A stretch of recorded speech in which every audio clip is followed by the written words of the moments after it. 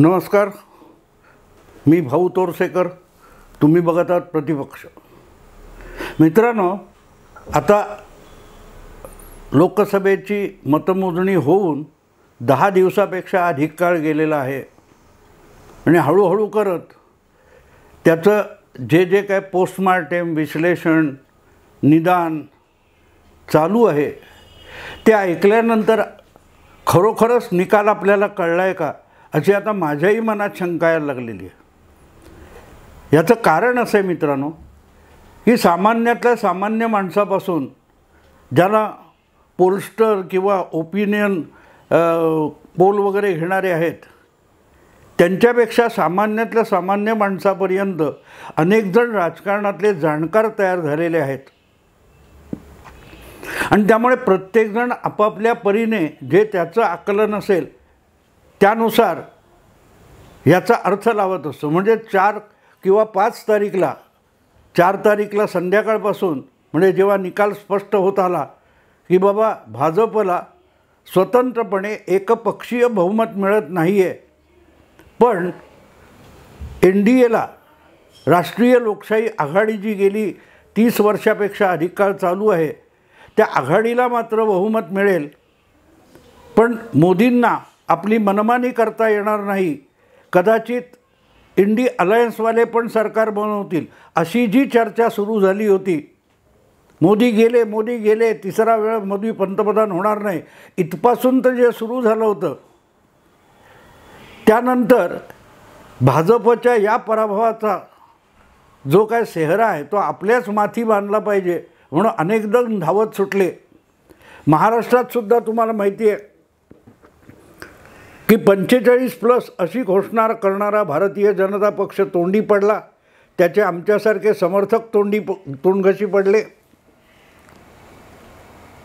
आणि मग नेहमीप्रमाणे पवारसाहेबांनी चमत्कार घडवला ही चर्चा सुरू झाली.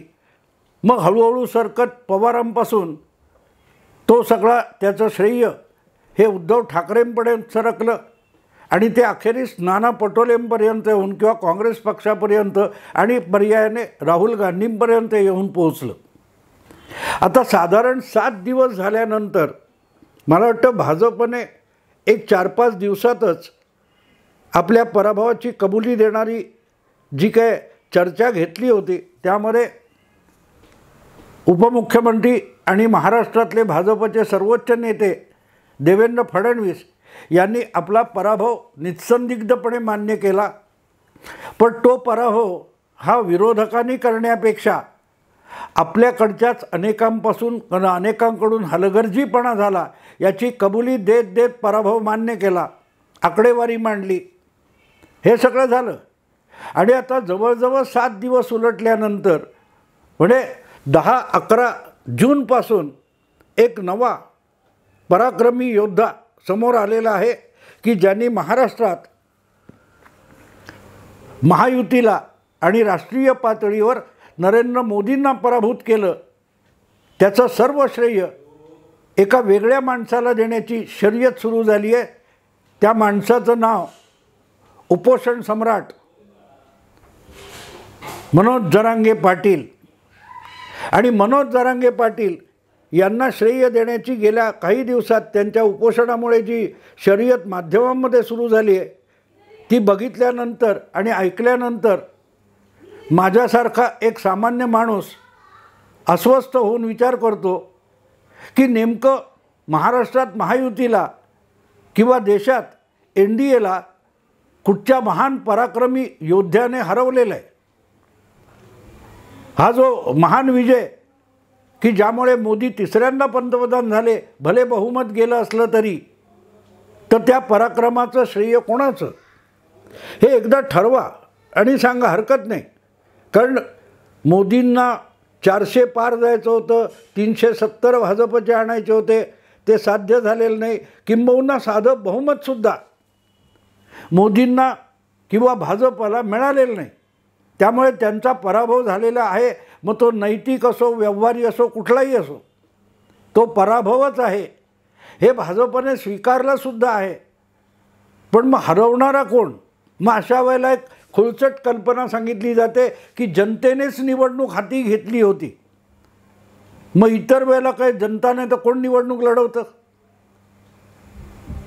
जर जनतेने निवडणूक हाती घेतली होती हे या सगळ्या तथाकथित विद्वानांना आणि विरोधी पक्षाच्या नेत्यांना कळतंय, तर मग ते आधीपासून EVM-बद्दल नावं बोटं का मोडत होते? तुमचा जर जनतेवर आणि जनतेमध्ये मोदींच्या सरकारविषयी नाराजी असल्यावर विश्वास होता तर EVM-बद्दल शंका घ्यायला नको होती. कारण तुमच्याच म्हणण्यानुसार यापूर्वीचे भाजपचे सगळे विजय EVM-मुळे झाले आणि ते खरं मानायचं असेल तर आजसुद्धा EVM-नेच भाजपचा पराभव केला आणि तो पराभवसुद्धा भाजपने स्वतःचा EVM-च्या माध्यमातून पराभव करून घेतला असं म्हणायला लागेल. युक्तिवाद आरोप हे नेहमी बिनपुडाचे असतात. त्याला डोकं नसतं आणि शेंडा बुडका नसतो, डोकं नसतात, पाय नसतात. त्यामुळे मोदी जर खरोखरच 350च्या पुढे भाजप घेऊन गेले असते तर ते EVM-मुळे जिंकले आणि फ्रॉड झाला असं म्हटलं गेलं असतं. आज मोदींना बहुमत गाठता आलं नाही तर त्याचं श्रेय घ्यायला अनेक जण गेलेत, पण कोणीही EVM किती निष्पक्ष काम करतं याबद्दल चकार शब्द बोलत नाही आहे. अगदी अगत्याने EVM-बद्दल आरोप करणाऱ्यांचे आरोप परत परत दाखवणारी माध्यमंसुद्धा त्या जुन्या आरोपकर्त्यांना आता EVM-बद्दल तुमचं काय मत आहे असं विचारत नाहीत. मग ते संजय राऊत असोत, उद्धव ठाकरे असोत किंवा काँग्रेस किंवा राष्ट्रवादीचे प्रवक्ते असोत. सांगायचा मुद्दा असा की एक काय ते ठरवा, तुमचा विजय झालेला आहे. जो मोदी विरोधक होता, राज ठाकरेंनी योग्य विश्लेषण केलं असं मी म्हणेन. उद्धव ठाकरेंना मराठी माणसाची मतं मिळाली नाहीत. उद्धव ठाकरेंना मोदी विरोधातली मतं गठ्ठ्याने मिळाली. हा जो निष्कर्ष राज ठाकरेंनी काढला आहे तो योग्य आहे आणि त्याचं प्रतिबिंब मोजणी झालेल्या मतामध्ये सुद्धा दिसतं. पण सांगायचा मुद्दा असा की एकदा नेमकं ठरवा की पवार नावाची जादू चालली तरी निश्चित संपूर्ण मतमोजणी होईपर्यंत कुठे पाऊस पडला नाही आणि धोधो पावसात सभा घेण्याचा प्रसंग शरद पवारांवर आला नाही. नाहीतर 5-4.5 वर्षापूर्वीच्या जुन्या कथेला पुन्हा एकदा फोडणी दिली गेली अशी की पवार पावसात भिजले आणि चमत्कार घडला, हे नव्याने सांगितलं गेलं असं.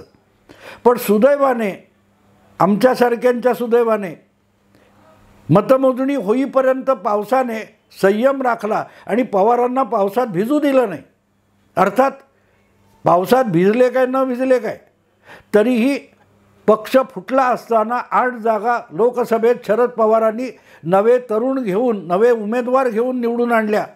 हे त्यांचं कर्तृत्व कोणीही नाकारू शकत नाही. आपल्या कृतीतून पवारांनी अजितदादांना तू अजून बच्चा आहेस हे दाखवून दिलं. त्यामुळे त्यांचं श्रेय कोणी हिरावून घेऊ शकत नाही. पण पाऊस न पडता देखील पवार चमत्कार घडवू शकतात हे लक्षात घेतलं पाहिजे. आणि म्हणून मग एक निश्चित निर्णय घ्या की बाबा हा जो पराभव झाला आहे याला नेमकं कोण कारणीभूत आहे?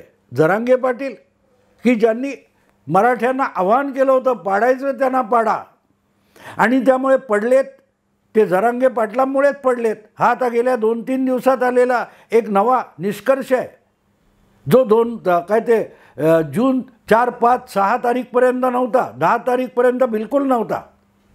अगदी 4 किंवा 5 तारीखपासून जरांगे पाटील पुन्हा एकदा आंतरवाली सराटीमध्ये उपोषण सुरू करणार होते.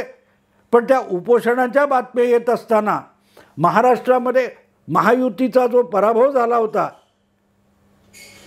त्याचं मुकुट कोणीही जरांगे पाटलांच्या डोक्यावर चढवला नव्हता. तब्बल 7-8 दिवस जावे लागले.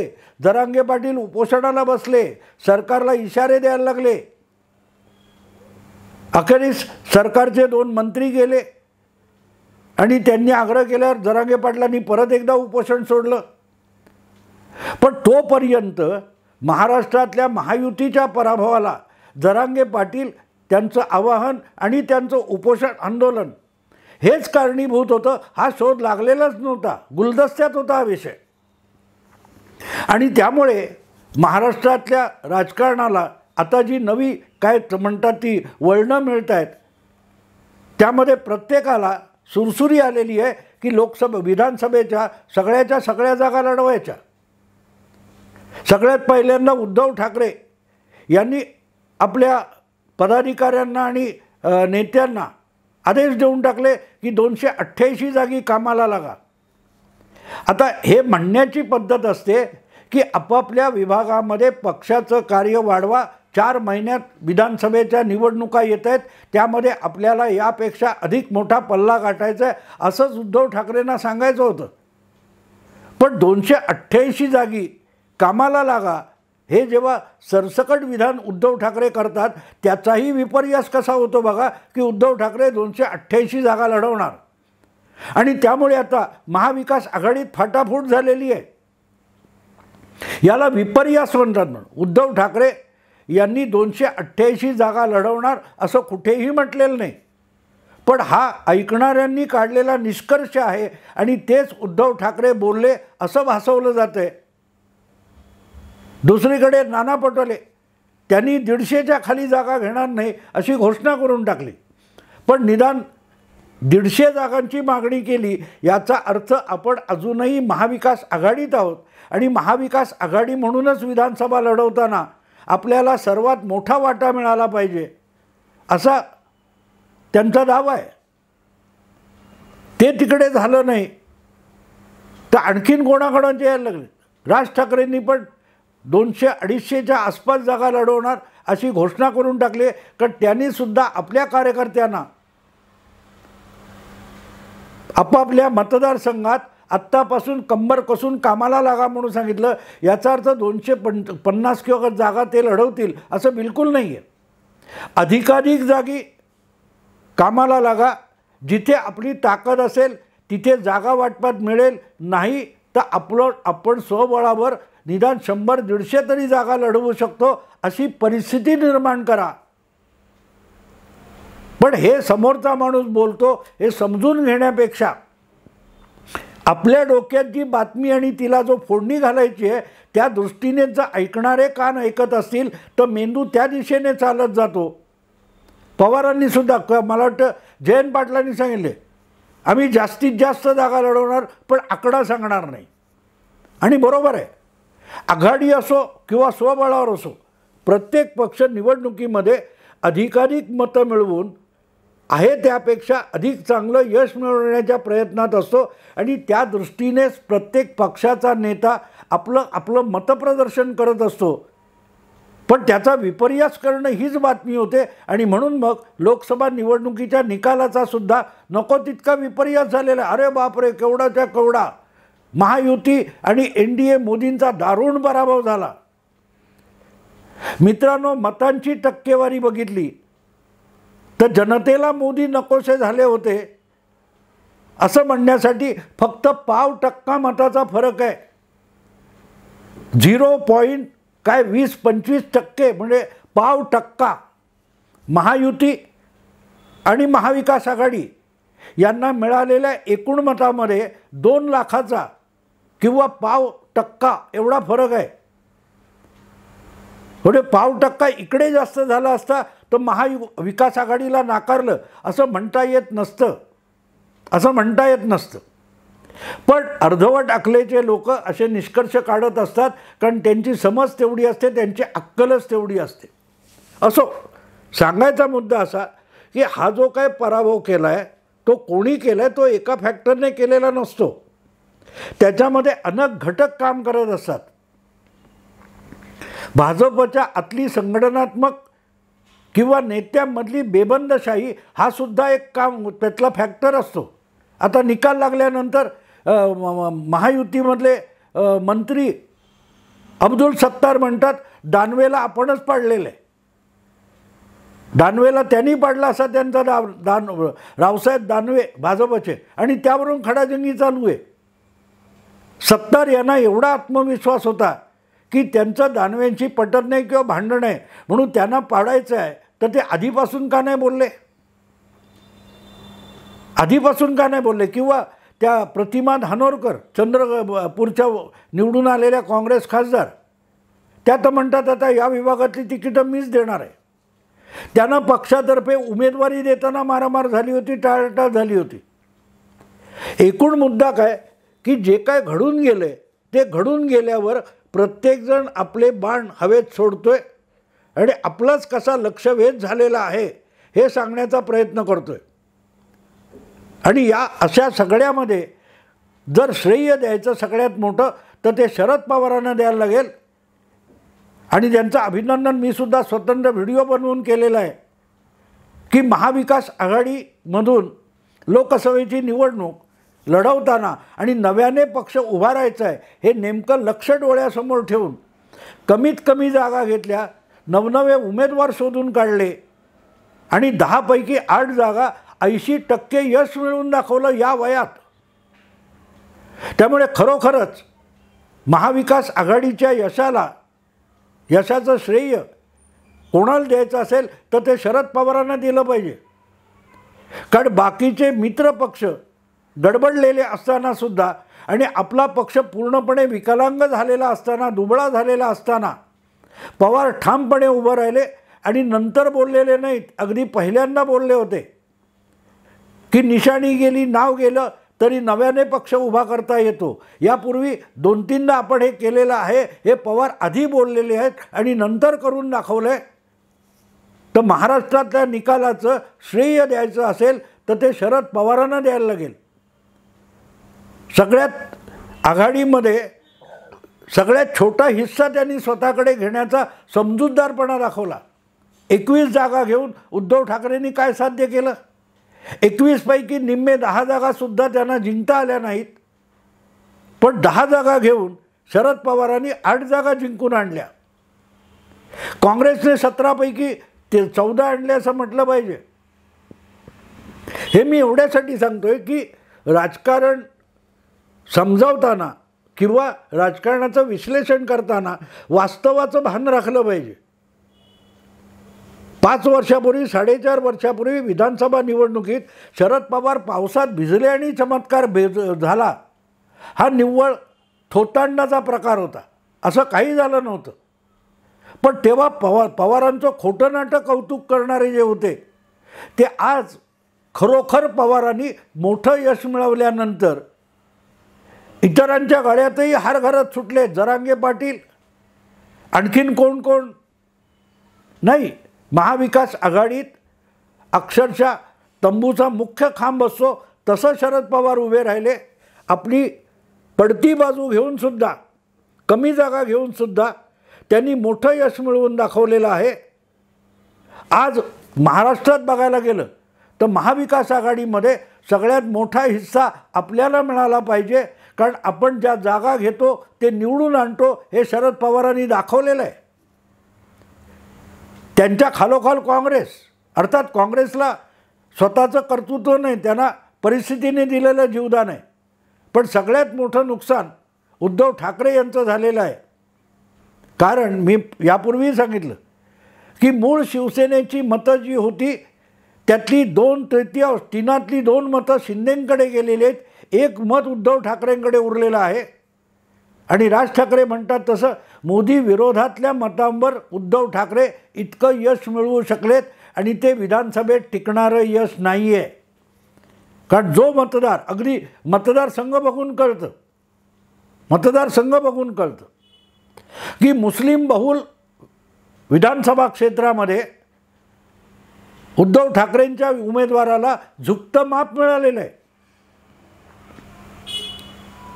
आणि म्हणून एक गोष्ट लक्षात घेतली पाहिजे की श्रेय देताना सुद्धा पवार श्रेयाच्या मागे धावत नाहीत, त्यांचे चमचे धावतात.